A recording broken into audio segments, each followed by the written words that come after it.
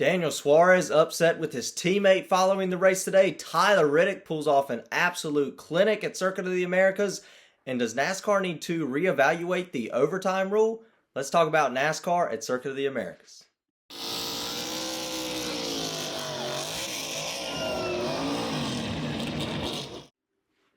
Hello everybody, welcome to Dirty Air. I'm your host Alex Lambert, and let's talk about NASCAR in Austin, Texas. We have a ton to get into. Tyler Reddick gets his third career road course win, arguably the best road course racer in NASCAR in this day and age.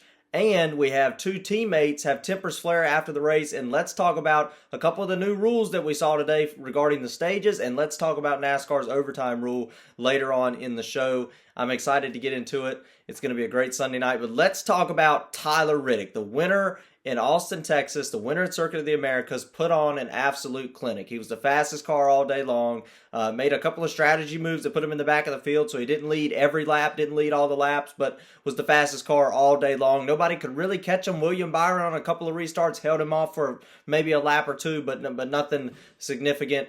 Tyler Reddick was not going to lose the race today. Had to hold off Kyle Busch and Alex Bowman on multiple overtime restarts, 3 overtime restarts. Very impressive performance by Tyler Reddick in his first win for 23XI Racing as well, in the 45 car on his resume as well, and only his 6th start over there at that race team. So definitely things are already looking bright for Tyler Reddick, guaranteeing a playoff spot and running up front and getting a win already early in the season with a brand new team is obviously going to help boost his momentum. But can we just take a look at how dominant Tyler Reddick is at road courses? He was fast in road courses in 2021, but last year's really when he shined. Dominated Road America. Him and Chase Elliott were the fastest 2 cars. Reddick obviously was faster, was able to win his first race at Road America. That was his first career win. Then came out a few weeks later, won the Indianapolis road course in absolute dominating fashion. Nobody could touch him at the Indianapolis road course either. And then obviously we've got one oval win at Texas Motor Speedway last year, and then today puts off another absolute clinic. So when Tyler Reddick's good,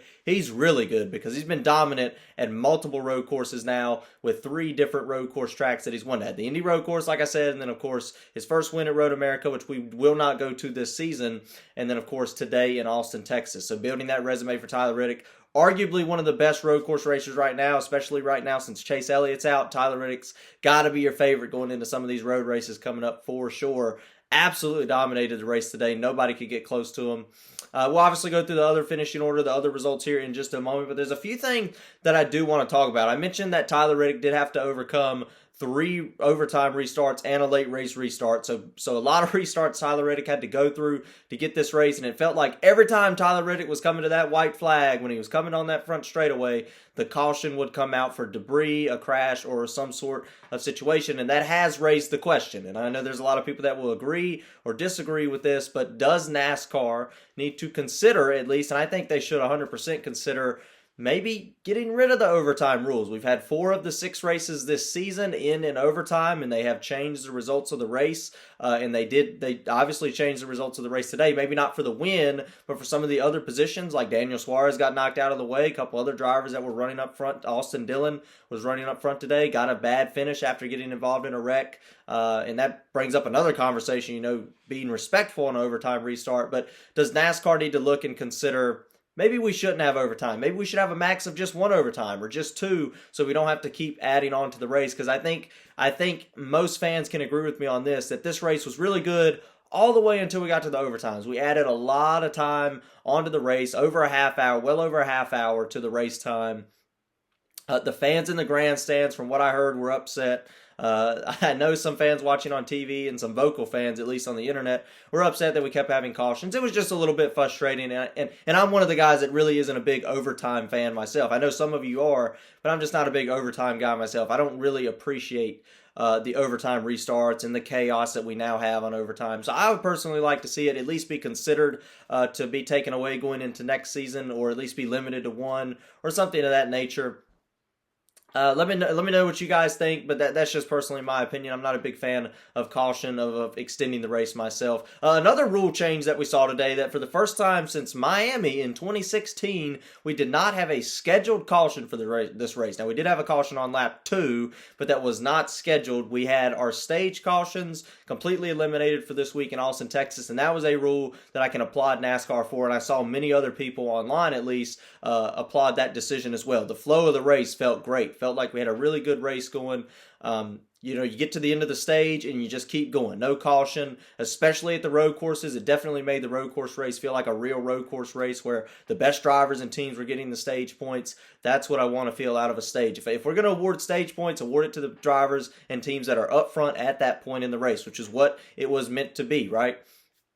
And I think not throwing a caution, at least at the road courses, is 100% the right decision. Now, I'm the guy, I would like to see them go away at all racetracks. I know some people like them at the oval tracks. It kind of bunches the field up, breaks the race into 3 parts, which is understandable as well. But I like the stage points. I like the way they have all that set up. I think I would rather at every racetrack completely get rid of the stage cautions. I think the flow of the race would go way better, and that's just my opinion. Obviously, that's another one of those things. Let me know what you think in the comments. But just my opinion. I've never been a big fan of the stage cautions. I remember when they introduced them in 2017. I didn't like them then, and I really still don't like them now. And I could really do without the caution itself. But I do like the stage points. I think that adds a whole nother level of intensity at the beginning of the race, which is what we need. And a lot of other motorsports and racing leagues do that as well. Let's talk about some of the tempers that were flared, because on the second overtime restart, Daniel Suarez, it looks like Ross Chastain got into Alex Bowman there a little bit in turn 1, and then Alex Bowman got up into Daniel Suarez, and Suarez got wrecked, spun, and actually ended up finishing in the 27th position after a really strong day for Daniel Suarez. Was having a really good run all day long, was in the top 10 all day long, and was having a fantastic day. And he's having a fantastic year as well. He's having a pretty good year, trying to recover from a bad last couple of weeks. Obviously weren't where he needed to finish. And he was running fast all day. Really good road course racer, as we've seen. He got a win last year in Sonoma, and I know he's really frustrated, but here he is coming onto pit road after the race, slams into the back of his teammate, Ross Chastain, and then slams into the back of Alex Bowman coming onto pit road. Now, I don't know if he should be doing that coming onto pit road, but obviously just showing a little bit of his frustration there. Got out of the race car, I saw a tweet from Jeff Gluck where he got out and had a discussion with Ross Chastain. Not sure how that went. Not entirely sure exactly what was said, but maybe a little bit of hurt feelings there for Daniel Suarez, rightfully so, as he was up front all day long and ended up with a terrible finish. Just really upset with Alex Bowman and Ross Chastain there. Don't know if I could really place the blame on one of those drivers. It seems like it's just that overtime situation that I think we should get rid of, where everything just kind of got bottlenecked up. I don't know if you can really place a blame on somebody for that. It's just super unfortunate for Suarez that he had such a great day and it got ruined like that and ended up finishing outside the top 25. Really frustrating for the driver of the 99 Chevrolet. Let's take a look at the top 10, though, because there are a few drivers I want to talk about. I obviously mentioned Tyler Reddick having a fantastic day, getting the win, punching his ticket in the playoffs. But Kyle Busch actually was probably maybe a 6th, 7th place race car. Most of the day was not a top 5 race car at all in this race. He was running fast lap times, but was not going to finish second if it wasn't for the great pit strategy that him and Randall Burnett called at the end of this race. So a great strategy, and shout out to Randall Burnett for that call at the end of the race. Coming to the end of regulation to pit earlier. He knew he wasn't going to get the win. Hey, Kyle Busch has already got a win. He's already in the playoffs. Why not take a risk to try to at least get a better finish, at least go for the win, have a shot at the win? And that's what his crew chief definitely did there, getting Kyle Busch up to second after the caution came out. Everybody in front of him had to pit because Kyle already made his pit stop, only had a few laps on the tires, and was able to hold off Alex Bowman and Chastain. Those guys were coming, and he was able to hold them off for those final 2 laps on the third overtime restart and finish second, which is a very solid day for Kyle Busch, considering he was probably going to finish 7th, 8th, or 9th if it wasn't for that pit strategy call, just depending on where he ran at. Alex Bowman was able to come up through the overtime restart, definitely made a few aggressive moves there, was able to come up and get a solid 3rd place finish. I believe that's 2 top 10s in a row for Alex Bowman. I believe Alex Bowman in a row in Austin, Texas. And I believe Alex Bowman has also finished in the top 10 every race except one. So definitely interesting. We'll have to see how his season continues to evolve. Maybe we'll see what happens with that points penalty that we saw a couple of weeks ago following NASCAR in Phoenix. Ross Chastain was able to get up to a fourth place finish. Had a lot of trouble coming up to the end of the regulation, but was able to capitalize on the 3 overtime restarts and on the restart before the overtime as well, and was able to come all the way back up and get a fourth place finish, which is really solid for Ross Chastain in the one car, considering he was fast all day. I'm not saying he wasn't fast, but just got caught up in so much trouble. For him to actually come back up from all that trouble and get a top 5 finish is definitely solid. William Byron was second for a lot of the day. He was the only driver really that could contend with Tyler Reddick, and it wasn't very much of a race, but William Byron was the only driver that could get in front of Tyler Reddick for a little bit, maybe 2 or 3 laps, and then fall off. William Byron was the only guy that was going to make this a race if it was on the final restart. He lost a few positions there.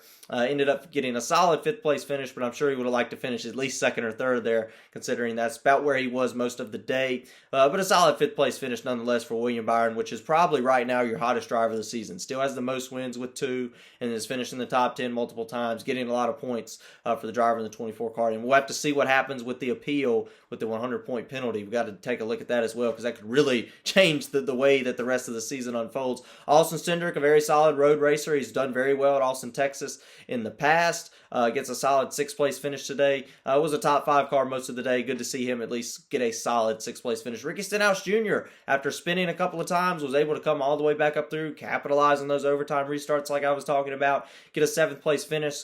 Chris Buescher was able to capitalize, get a nice 8th place finish. And then Ty Gibbs got a lot of trouble, got a couple of penalties for cutting the racetrack in the S's. You're not allowed to cut the racetrack in the S's. That's the one part of the racetrack that's out of bounds in a way.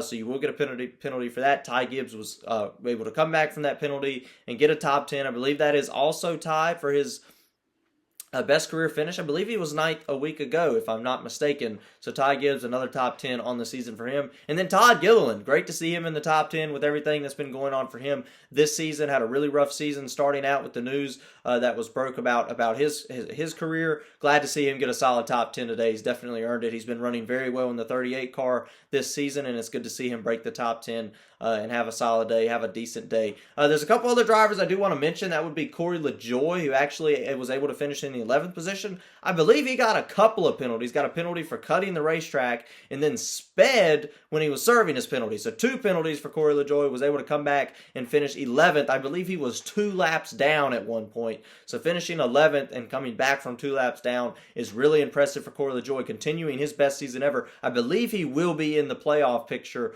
with that. We'll have to start taking a look at the points a little bit closer on to the playoffs. A little bit farther into the season we go, we'll start taking a closer look at the points. But a solid day for Corey LaJoie to get all the way up into the 11th position. Kyle Larson, I saw him spun every time they showed a replay of somebody spinning in the first portions of this race, or even in the later portions of the regulation. Kyle Larson was in it. Had a lot of trouble today for Kyle Larson, but was able to get a solid 14th place finish, and that is fine for what Kyle Larson had to deal with today. The car was broken at one point, and he was in multiple wrecks, got involved in a crash early on with Bubba Wallace, and that just started a terrible day for him, but was still able to finish 14th. So a good job by Kyle Larson there to get up to the 14th, and that team for him to get up to the 14th position following all the troubles that he had all day long. So we do go to Richmond next week, which is interesting because I think Richmond is kind of a track that's slept on. A lot of people don't like Richmond now. They say it's more unfortunate. Not a whole lot of stuff happens. It's uneventful is a word to use Richmond, but I actually really like Richmond. We had a great strategic race there last year. We have a new downforce package this year. I think Richmond could be a really good race upcoming here next week, and I hope you guys tune in for Dirty Air following that race. Obviously, like and subscribe if you like the video, and of course, next week following Richmond, tune in to Dirty Air following the race, and about Kyle Busch not getting the win, but finishing second. Let's get rowdy.